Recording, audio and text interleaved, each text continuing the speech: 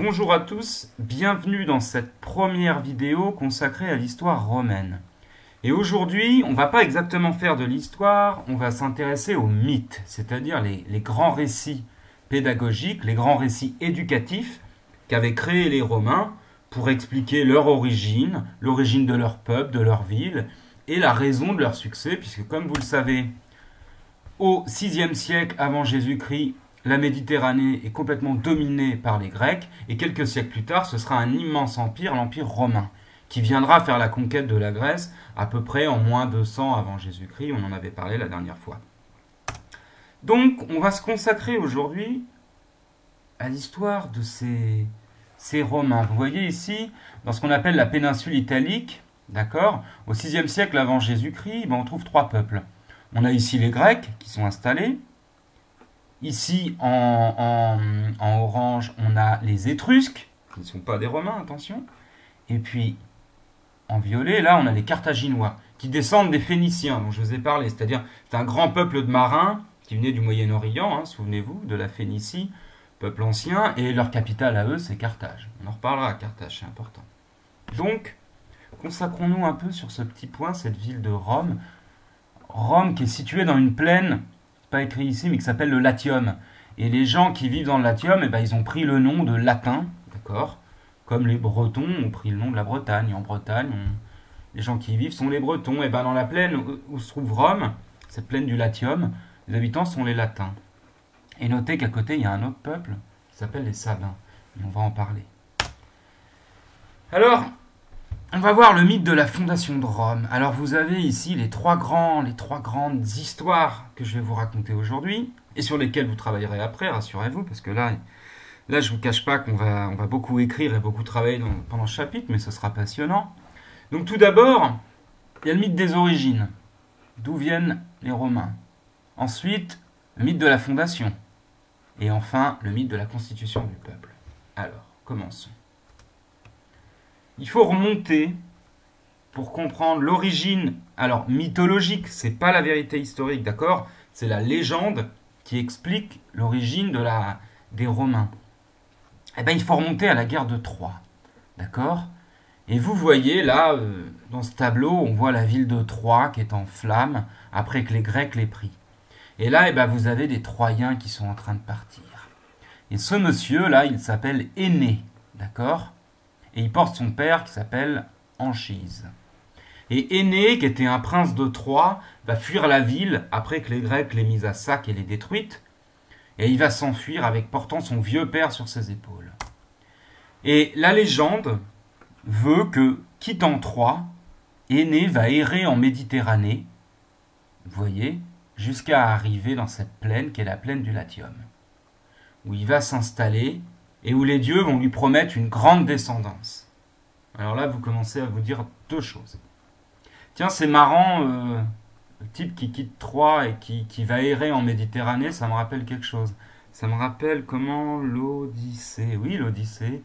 Bon, oui, ça a à voir. Les Romains vont copier un petit peu l'histoire d'Énée sur celle d'Ulysse. Sauf que Ulysse rentrait à Ithaque, dans le royaume dont il était originaire, et en fait, Énée quitte la ville dont il est originaire pour en fonder une nouvelle.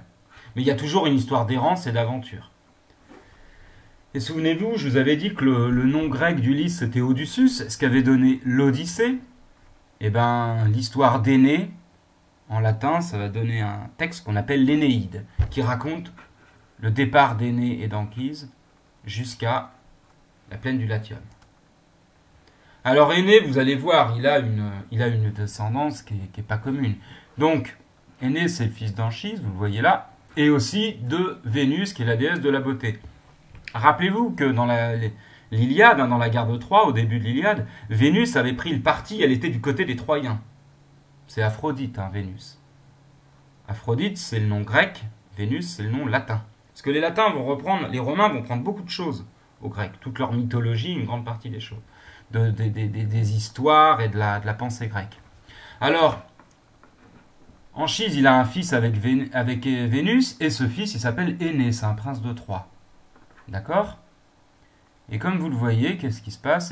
Énée va avoir une descendance, donc Énée aura Iule, qui va fonder la ville d'Albe, Numitor qui sera roi d'Albe, qui sera détrôné, je ne vous raconte pas toute cette histoire-là, jusqu'à ce que la descendante d'Énée, ce soit Rhea Silva, qui est une prêtresse, d'accord, royale, donc femme qui a un grand rôle. Okay, vous le voyez ici sur ce tableau. Hein. Énée arrive en Italie, toujours accompagné par Vénus. Rhea Silva, retenez ça, la descendante d'Énée va avoir un enfant avec Mars, le dieu de la guerre. Le dieu de la guerre, hein, très important. Et Rhea Silva, elle aura 2 enfants, Romulus et Rémus, qu'elle va devoir abandonner, vous verrez pourquoi, vous travaillerez là-dessus. Et Romulus et Rémus, ils vont fonder la ville de Rome. Ce qui veut dire que les Romains descendent, ils se sont inventés une mythologie, une ascendance, une généalogie mythique, où ils descendent à la fois de Vénus et de Mars. Énée, le prince troyen, fait d'eux des descendants des Troyens, et ils vont fonder Rome.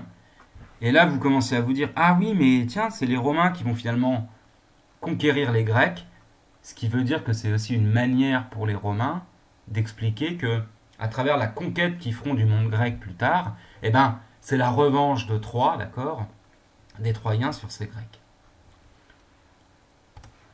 Alors, Romulus et Rémus, bon, bah, les enfants de la louve, hein, vous en avez déjà parlé, non pas que leur mère soit une louve, mais ce sont de lointains descendants d'Énée, ils vont être jetés dans le Tibre, un fleuve qui coule à Rome, vous verrez pourquoi, en faisant l'activité.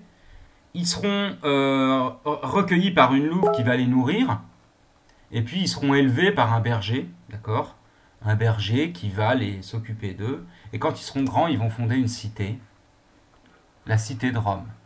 Autour de 7 collines, vous voyez, Rome c'est simple, la Rome historique, la première Rome, vous avez 7 collines, et c'est autour de ces 7 collines que Romulus et Rémus vont fonder la ville. Alors vous verrez pourquoi. Ils se battront, Romulus et Rémus, en duel. Il y en a un qui tuera l'autre, d'accord, et qui sera le premier roi de Rome. Quelques années plus tard, les Romains ont commencé à se constituer, sont un peuple guerrier, mais ils ont très peu de femmes avec eux. Ils ont très peu de femmes, et donc ils ont un problème, c'est comment avoir une descendance quand on a peu de femmes. C'est-à-dire que vous avez des aventuriers qui ont rejoint le premier roi de Rome, et évidemment, vous verrez, le roi Romulus s'entoure d'hommes et il manque de femmes. Alors il va aller voir un peuple voisin qui s'appelle les Sabins. Il va les inviter à faire une grande fête, des jeux, hein, comme on le faisait dans l'Antiquité. Et alors que les hommes Sabins seront occupés à concourir pour les jeux organisés par les Romains vont aller enlever les femmes des Sabins, qu'on appelle les Sabines, ça a donné le prénom. Et puis, il va y avoir une bataille, et finalement, ils vont se réconcilier en disant, ben, finalement, et si on fusionnait nos deux peuples? Les Romains et Sabins vont se fusionner, vont se marier entre eux, si vous voulez, Romains et Sabines, de sorte à ne faire qu'un seul peuple. Alors, quelle est l'idée? Ben, c'est de dire qu'en fait, les Romains sont capables d'accueillir et de... Ce qui va nourrir le peuple romain sont aussi les peuples étrangers qui deviennent romains. Et petit à petit, la ville de Rome, autour de ces collines, hein, vous les voyez, autour de ces 7 collines, 1, 2, 3, 4, 5, 6, 7, va se constituer comme une cité avec ses mythes. Donc, Énée, prince troyen, qui est l'ancêtre des Romains, Romulus et Rémus, qui vont fonder la ville, et puis avec l'épisode de l'enlèvement des Sabines, c'est la constitution du peuple romain. Donc, je vous ai résumé ça dans une très longue trace écrite, mais qui est importante. Alors, cette trace écrite, vous allez la copier, vous allez la lire tranquillement, et en vous aidant de cette trace écrite et du cours, eh bien, vous allez faire l'activité du manuel qui est consacrée, justement, au mythe des origines, d'accord? C'est-à-dire d'où viennent les Romains. Et c'est l'activité qui est située page 96-97. Et cette activité, vous me la rendrez. Voilà. Je vous remercie, à très bientôt.